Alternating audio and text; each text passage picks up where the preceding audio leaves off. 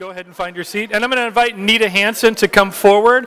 And Nita is going to share with us about her work in the Ukraine with God's hidden treasures. And we're so glad that you're here this morning.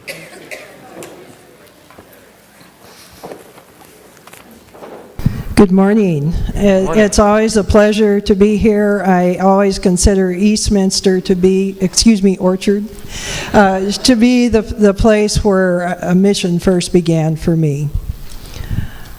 For I know the plans I have for you, declares the Lord, plans to prosper you and not to harm you, plans to give you a hope and a future. I think to truly understand this verse, you have to look at it along with Isaiah 55, 8 through 9. My thoughts are nothing like your thoughts, says the Lord, and my ways are far beyond anything you could imagine. For just as the heavens are higher than the earth, so my ways are higher than your ways, and my thoughts than your thoughts. There are many times that I ask myself, how did I end up where I am? I am the person who says, I don't do missions. And I was so adamant about it, I didn't even want people to talk to me about going on a trip. I didn't particularly like to travel, and I wanted to know the who, what, why, where, and when in every situation. Security was very important to me, and I really didn't like uncertainty.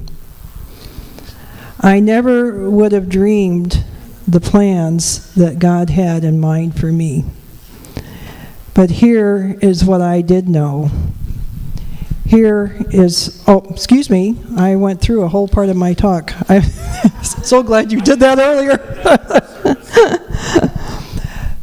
Okay, so security was important to me, so I look back and I say, how on earth did I end up in Ukraine in 1996? How on earth did I go back the year later all by myself? And how did I end up in a place where I really don't know what's going to happen and when it's going to happen and how it's going to happen?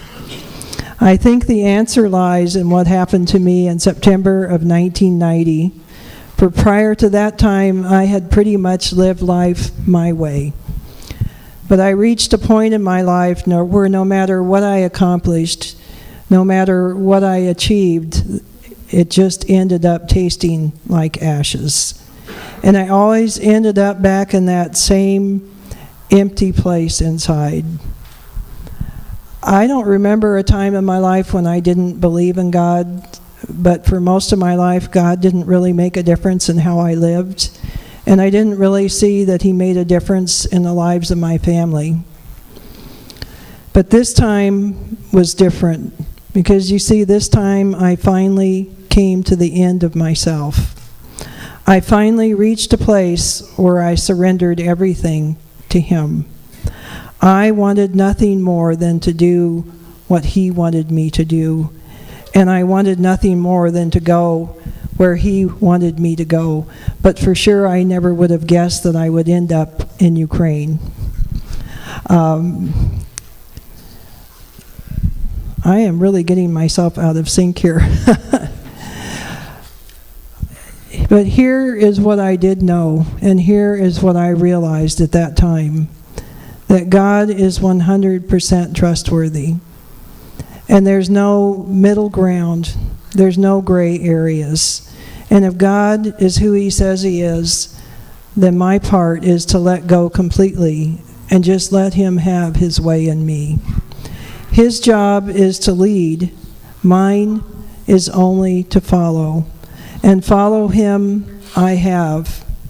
I have followed Him to the orphanages, and my heart has been broken for the children I saw laying in cribs wasting away, for children who had no one to tell them that someone loved them, for children who didn't know that they do have a Father who is faithful.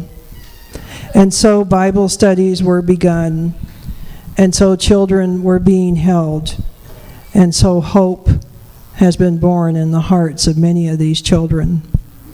I have followed Him into the homes of those who are disabled, those shut away from the world and left to die. And we have taken not only mobility aids, but God's love and His desire for a relationship with them. We have begun programs to rehabilitate those who have suffered strokes and other kinds of brain damage. And we are seeing people walk again. We are seeing people hope again. And we are seeing families healed as they seek Jesus Christ. We have begun support groups for the caregivers, summer camps for the disabled kids, vacation Bible schools for the mentally disabled orphans. Medical supplies and equipment are going to hospitals and clinics all over Ukraine. Hundreds are coming to our annual citywide picnic for the disabled. We now have over 2,200 active families that we minister to just in Bielitz-Zirkville alone, and that doesn't even account for the people in the outlying cities. I could go on and tell you much more, but I think you get the point. This has been and always will be the greatest privilege I've ever had. This has been beyond anything that I could have ever dreamed or imagined. And as I follow Him on this wonderful journey, I am blessed beyond belief. So I ask you today, have you surrendered everything to Him, holding nothing back? Are you willing to let God have His way in your life? He has a plan and a purpose for you, one that will prosper you and not harm you, one to give you a future and a hope, and He is trustworthy. Thank you.